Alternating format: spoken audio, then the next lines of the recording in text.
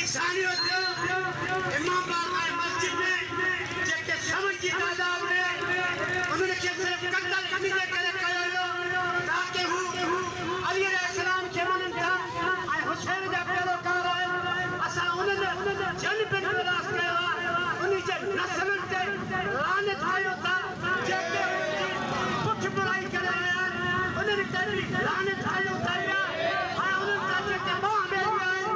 हितां जा हुजनि हुतां जा हुजनि उन्हनि ते बि असां लानत बेशुमार कयो था इहा असांजे अमन जीवन जी ॻाल्हि काहे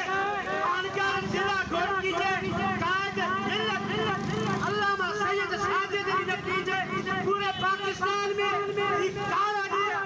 मल्हाइजी रहियो आहे अमन जीवन जी हुसैनी चौक